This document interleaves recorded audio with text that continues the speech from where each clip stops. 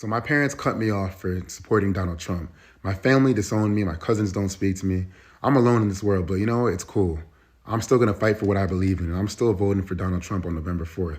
And best believe I'm going to that NYC Trump rally on the 27th. And I'm going to fight for what I believe in. The Democrats love to brainwash black people into thinking that they're the best candidates for this country.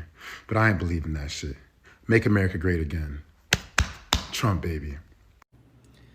I am super sad, and let me tell you why.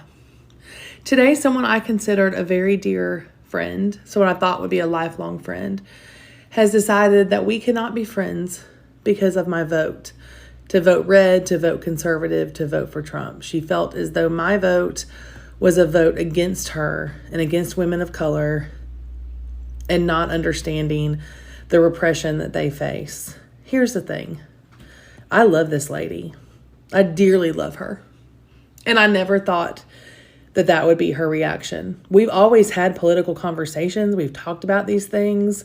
We worked together for many years. And I thought that we were above it. I knew we had differences, but I thought we respected each other's differences, but apparently we don't. So I did not vote against you, my friend. I love you. I will continue to love you from afar, but I will not have a relationship with you after the words that you said to me today. Well, FAFO season is in full effect, and Trump voters are running to TikTok, crying because their families have cut them off. They look shocked, hurt, and looking for sympathy. But the internet is fresh out of sympathy. So let's talk about it.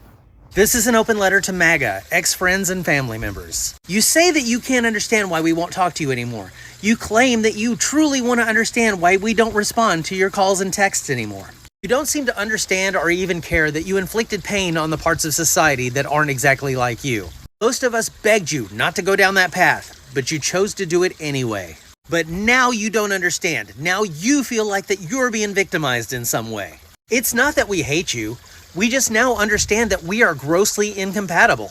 We don't want to be around people who vote for cruelty or delight in the pain and suffering of others. We know that you saw him mock the disabled, mock rape victims, and you didn't care. You watched him demean women over and over again, and you didn't care. You listened to him lie over and over again about other cultures in the LGBT community, and you did not care. You may try to put it out of your head, but you know that he raped somebody. You know that he committed multiple felonies, yet you still don't care. You know he's trying to divide rather than to unite the country.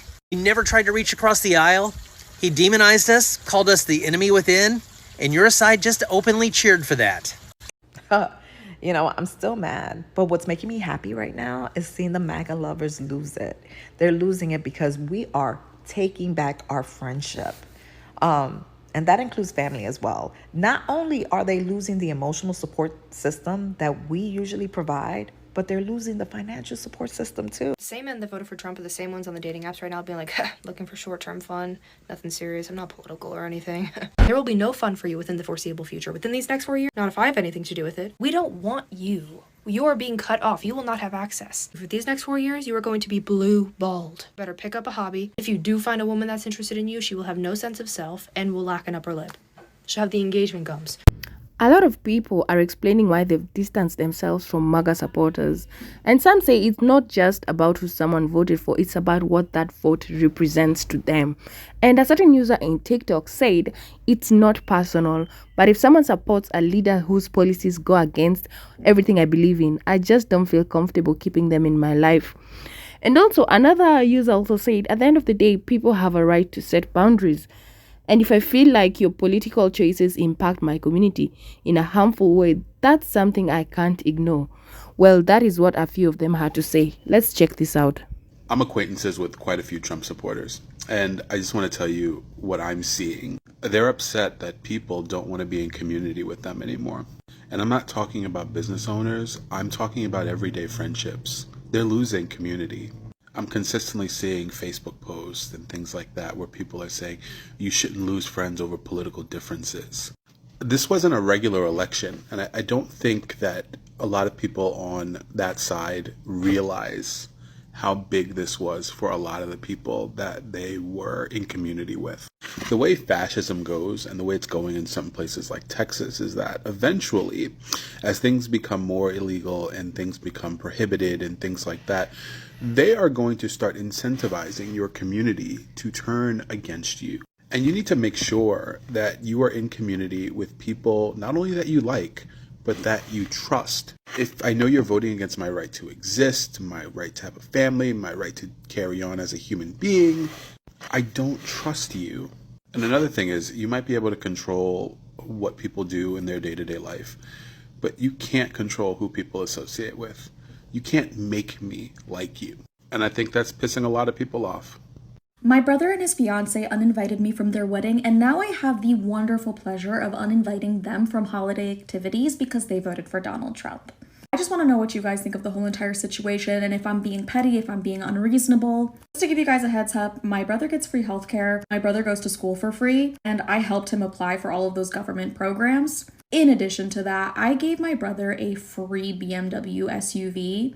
He drives a free car. I pay for his car insurance and I pay for his cell phone bill. In addition to that, he lives at home and completely relies on the financial assistance of my mother. So this boy has the audacity to not only vote for Donald Trump, who is against women like myself and my mother, but then he has the audacity, after my mother was crying all day yesterday, he comes home celebrating his victory and rubbing it in my mom's face. Now, I understand we all have different opinions and political views, but you do not go to the home of a woman who financially supports you and rub it in her face. Go ahead, laugh about it with your friends, laugh about it with your unemployed fiance. It has now been over a month that I cut my brother off and I no longer answer his phone calls because the only reason he called me anyway was when he needed money. And I know that's really hard to do, and I know right now a lot of people are going to have some very uncomfortable Thanksgivings and Christmases, but at the end of the day, I really encourage you all to protect your peace. I'm not saying that you need to cut out every single person in your life that doesn't agree with you politically, but if after this election someone is literally taunting you, laughing at your face, and disrespecting you, regardless of what political party they are a part of, that person doesn't need to be in your life. No, because I want you to hear me when I say with my full fucking chest, if you voted for Donald Trump, I want you out of my life. Because at a base level, I don't care for friends. I don't care for family. Because if I'm going into a future where interracial marriage is even up for debate, I don't want you at my wedding. I don't want you there. If I travel out of state while on my period and my blood condition causes me to start hemorrhaging, and I happen to be in a state where women's health care is so strictly regulated that doctors feel like they can't interfere because any period-related bleeding could be a pregnancy and there's no interfering in that, and I bleed out and die because of the laws that are going to be left up to states' decisions, I don't want you at my funeral. If the Department of Education is defunded and my children can't go to school unless it's at a private institution that we cannot afford, and there's no way to get any assistance in affording this, I don't want you in my kids' lives. And that's just the beginning of it. So honestly, truly, if you voted for Trump, get out of my life. So here's the question. Where do we draw the line between political differences and personal relationships? Because some believe that no matter what, the family and friendship should always come first, while others feel that when values don't align, it's natural for people to go their separate ways. And this isn't just a one-sided issue.